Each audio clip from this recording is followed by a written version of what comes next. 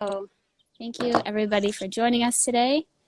This is going to be we're going to learn, but we're also going to receive an energy transmission. So be open.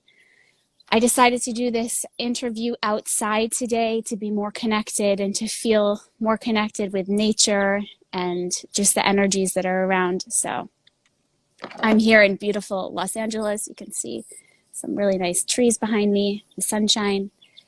Okay, so Nick, welcome. Nick is a Reiki healer and an intuitive that we actually connected by chance. But since we've met, I was able to have a session with Nick, and I was just really blown away by your abilities. So I wanted to just talk to you a little bit today about what you do and then to see you do it. So Yeah. Can you share a little bit about your story? How did you get into Reiki, and what is Reiki? I mean, I've actually, since I found it, I'll tell people later, but I actually already did the level 1 because I was so taken by the power of this energy. So, but why don't you share how you came to it and how you became a master?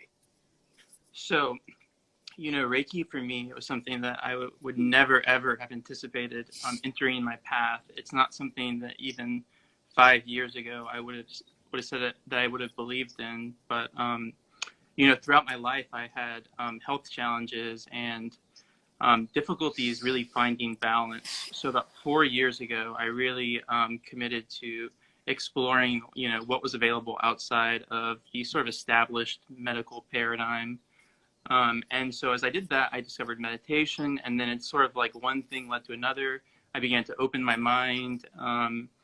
And then I found a teacher of Reiki, and I had Reiki done for about a year. And then one day I felt like I was looking for something, and so I asked her to train me. And yeah, it was so powerful. I knew the moment I had this training done that I wanted to practice Reiki and that I wanted to share this energy with other people. So it was a very powerful experience. Beautiful. And so you basically did energy trainings, because from my experience, just so everybody can know, I also came about it by chance. I went to get a massage, and she happened to also be a Reiki master. So she did Reiki on me. And when I went out of that, it was a few months ago when I left the session, about an hour later, I started to and I'd been doing other work to kind of clear my subconscious of different traumas, and to just bring my energy into a more relaxed state, relax the central nervous system. And when I left that session, I felt like I was able to access and become aware of something that had happened that I didn't even remember before. So it was like in my cells, and somehow the Reiki energy was able to bring that to the surface and to release it. So I'm just putting that out there. That's how I came to Reiki. So I can really relate with your story, Nick, about just coming in touch with this energy and realizing that it's like really real and that it's powerful. So thank you for sharing your story. So how long have you been practicing Reiki now? I've been practicing Reiki now for 2 years. Yeah. And have you always been kind of like an intuitive? Because when we did our session, I found you to be also very intuitive. Yeah, I mean, that's something that people when I was younger would tell me, and I just assumed that I was really observant. But then when I started to meditate, and definitely after I started to practice Reiki, I learned that I could tap into sort of this source of information that had always been there, but I could refine my connection to it.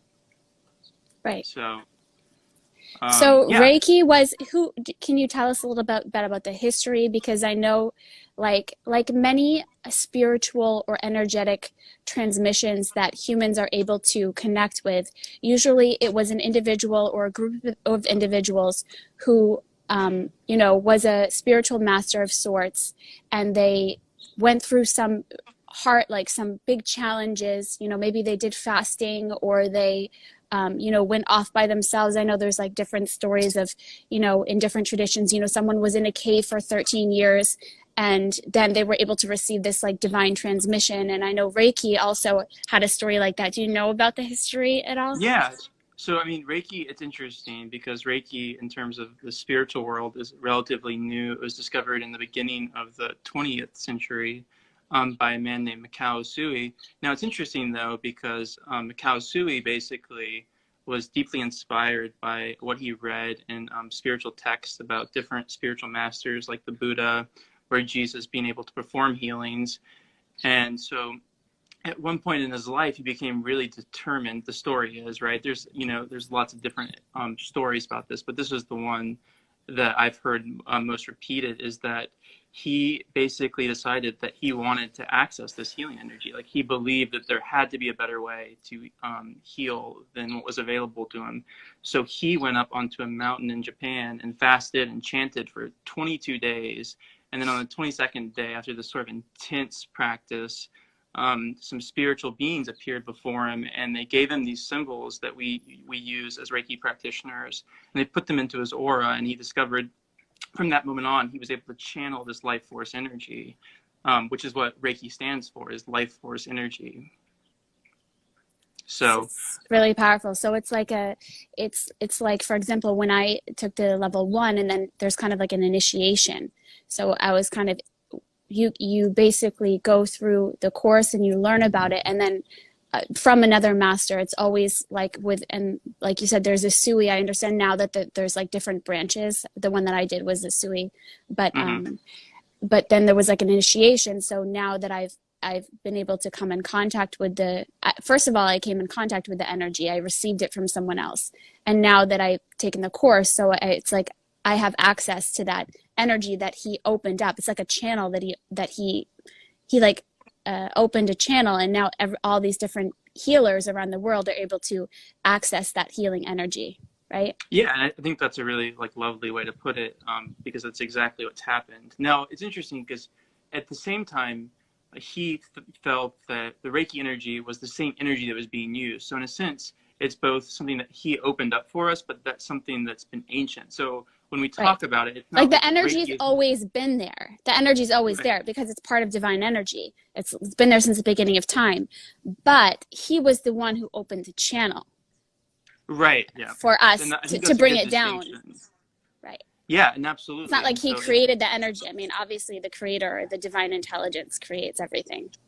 Right. Yeah, no, and that's exactly right. But it is helpful when people are like, well, I think sometimes when we discuss the practice of Reiki, I noticed that, when people are trying to explain what it is, it can be difficult to explain to people who don't have either an open mind or a willingness to sort of explore these different concepts, because it is an energy, so that it's not a technique so much as an actual living energy. Right.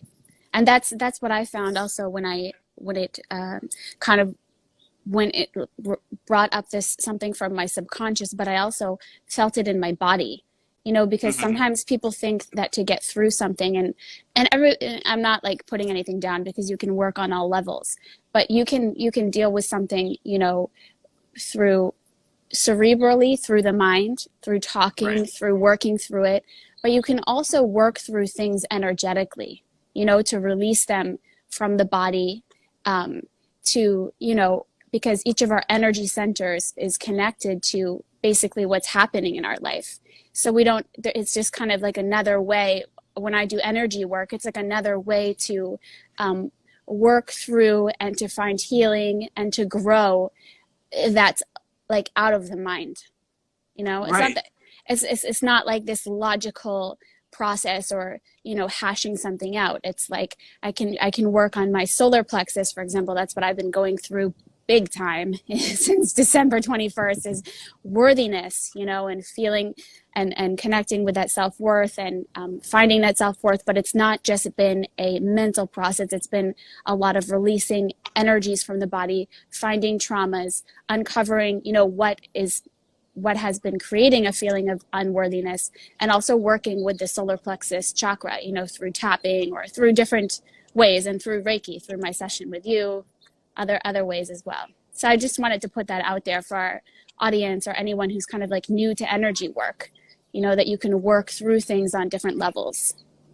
Well, and I'm glad that you brought that up, because, on some level, I would say that I think that thought is energy. So you can approach it two ways. You can sit deeply with the thought, right? Mm-hmm. And I think we discussed Krishnamurti and different teachers who they're not using thought as a form of analysis, but they're using thought as a form of like deep inquiry, right? Right. Or you can approach it from an energetic perspective, but in the end, they're both doing the same thing. So, Right. it's interesting to me because I think even when I started energy work, I didn't realize how deeply physical energy is, Right. and Exactly. as I Like the continue to, cells can hold memory. I mean, then there's a whole talk of like cellular memory. When you were a child and somebody said something in passing, you took that in, and that gets kind of like stored in your cells. And then we're grown-ups and we're dealing with issues in our lives, and we don't realize that it's something that was picked up at some point, either in this life or a past life, but is held in our cells. absolutely, and one of the things that has sort of developed unexpectedly, it's a really helpful gift, is to be able to trace these energetic pathways in the body. So Mm-hmm. whenever I'm working with a client, we can explore maybe a negative thought or a perception, and then we can track its expression in the body. So we can say, okay, well, look, this is going to be, it's causing your jaw to tense, it's causing Right. your neck to constrict, Right. your shoulders are a little out of balance, and that's all this pathway created by a certain kind of thought. Right. It's interesting you said the jaw thing, because I woke up this morning with a headache, and I'm like, I think I was like clenching my like maybe I don't know, clenching my teeth during the night or something. It's interesting. Yeah, we can hold tension in our jaw, and I've heard someone, or other places. It's a really good point. I heard someone once say that the jaw was like also related to the sacral chakra. Interestingly enough, or Yeah. the pelvic bowl and the jaw hold similar tension. That's what I heard. No, and I mean the body is so interconnected in Right. ways that I'm still continuing to learn these different connections. So Right. one of the, I think, exciting things about practicing Reiki is, and I know this to be true for my teacher as well, you never reach an endpoint. So it's not like you become a master and then you've mastered everything. It seems that as you continue to practice, you're given more information, more abilities, more knowledge. And this knowledge is in a sense endless. So it's always evolving for me. Right. So, beautiful. So, how do you believe? I mean, we've talked a little bit about how this energy can benefit people's lives, but is there anything else that you would say, you know, um, before we go into you giving a bit of an energy transmission for our audience or for anyone who will watch? Is there anything else that you would want to say about how Reiki and energy work can benefit people? Well, I think that one thing that when people will come to me a lot, or if they're asking, they'll say, well, I'm sensitive to the Reiki, or I'm not sensitive to energy. And those distinctions aren't important. So what is important, for benefiting from Reiki or learning to even practice Reiki is simply a willingness to be open and to explore yourself.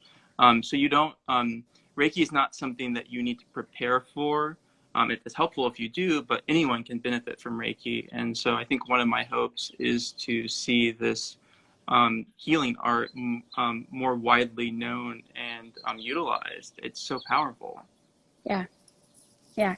And so just so people know, how do you transmit Reiki energy? Is it, I mean, I know, but I would like our audience to know, is it through touch, or can there might be some misperceptions out there. I mentioned that I had a massage that included Reiki Right. healing in it, but is that typical, or, how do you work with people?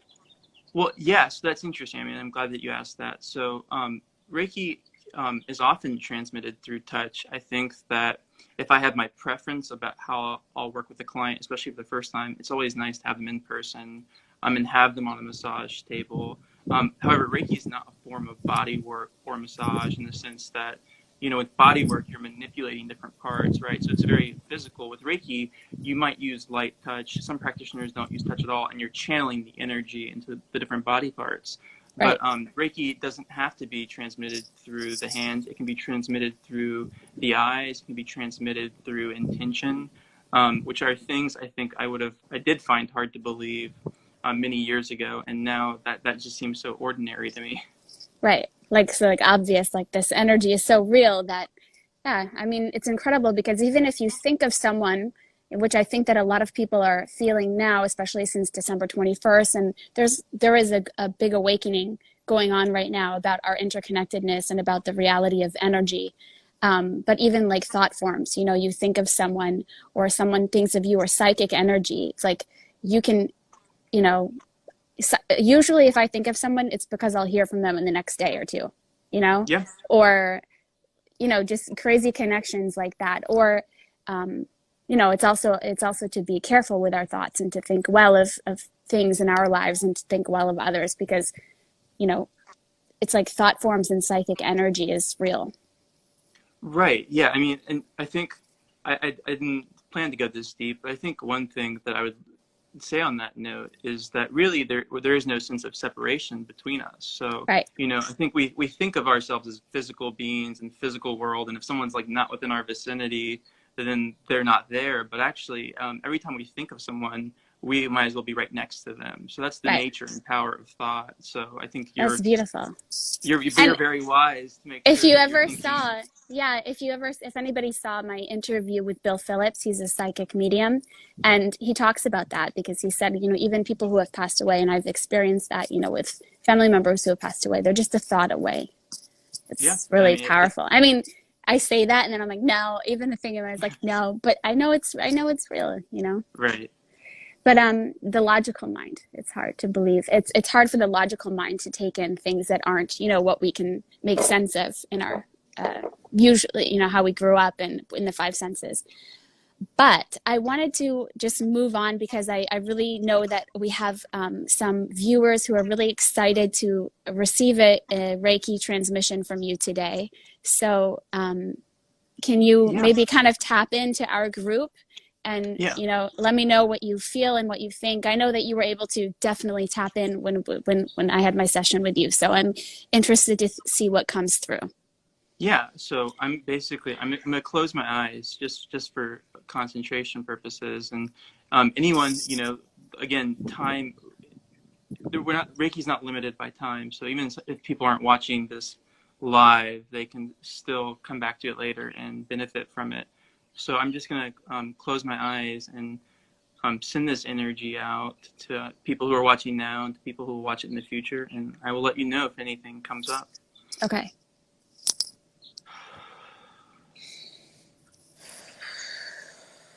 Everyone can take a deep breath to receive. Open yourself.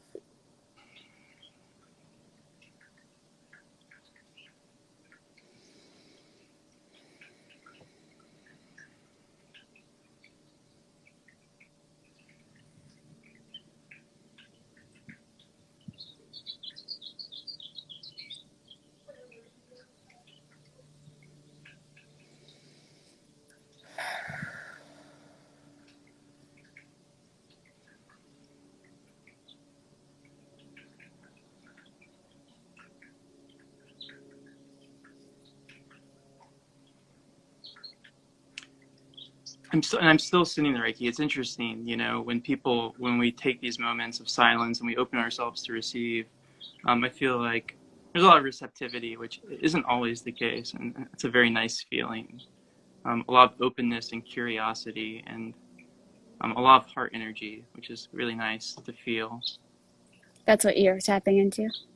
Yeah, yeah, it's a very pleasant group, and it's interesting. I mean, I would say to these people who are watching, I think that it's interesting. This is what comes through for me, and I think this is where we as a group of humans need to understand is that we all have these abilities. There's no distinction at the end of the day between people or between someone who's a Reiki master and someone who's not.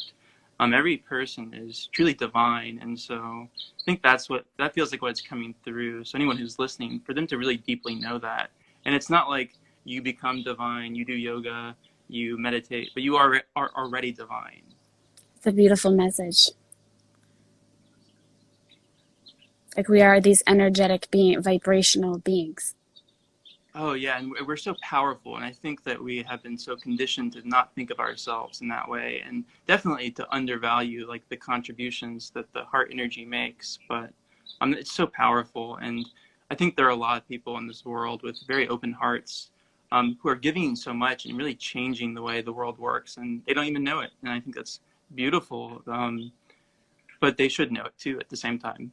Right. Never doubt, I think, that you're making a contribution if your intention is to be open-hearted. Right. Beautiful. So, okay, so a lot of heart energy. That's amazing. I think that there are a lot of people who are watching or who will watch who would like to live from a more open-hearted place or attract love, you know? Yeah. Well, and I think even, people, our intentions are powerful. And I think that when we say we want to live from an open-hearted place, we're already doing it. But I think that maybe it looks different sometimes than what people will imagine it looks like. So sometimes it's helpful to know that if your intention is to open your heart, no matter what the appearance looks like on the outside of your life, it's happening. Right. Because the energy is real. The energy is real and it's there. And it's there. So, wow, thank you so much. Is there anything else that you want to share, or? No, is there, I mean, nothing Do we that's have any being... questions? If anybody has any questions, we can answer any questions. Thank you, Smoothie Baker, for your comments. I see that he was talking about quantum theory and how it supports, that we're all connected, and that, energy and all of that is real. There's no time, space, and motion. We have some beautiful, thank you, Uri. He likes my hat. Okay. So thank you so much, Nick. I mean, this has just been such a pleasure. And I already feel like I'm in a different space from the beginning of the interview. I feel much calmer, especially since you just did that transmission. I feel very grateful that our paths crossed. Me too, Debbie. And I'm glad that you feel different. And I did notice that someone just asked a question, which was, is there one small way we can experience Reiki every day? And I have two answers to that. So on one level, if this energy is something that interests you, I highly recommend taking a training. I offer classes, but there are so many opportunities to take a Reiki training. And so if you're feeling called to do that, I would absolutely recommend that you explore that and just go with what feels right. And then again, on the other hand, if you can just take 1 or 2 minutes even every day to be quiet and to invite that energy in, it will come into your life. Right. Definitely. And also, I'll just say about the training, just because I did do the level 1 training, I've done different trainings in the past, and this one is, it was like, I think 4 hours, but it wasn't like, 3 months of my life. It's a simple connection. It's like a simple energy. There is things to learn, but I think that a lot of people, if you're watching this, you're probably already sensitive to energies, and it was a nice door for me to walk through. So I can recommend it. And you can follow Nick at Perennial Reiki on Instagram. He shares amazing content. That's actually how I found him. I really loved his content. It felt very authentic to me and very valuable and useful, in the moment. So check out his page, his Instagram page. And again, like he said, he does classes and sessions, which I can also recommend. So thank you so much, Nick. You, Debbie. Thank Okay, you so beautiful. much, Debbie. Angela said amazing transmission. She felt it. Awesome. Well, thank you for sharing space with us, Angela. Yes. Thank you very much. Have a great day, everybody. Lots of love. Right, Debbie.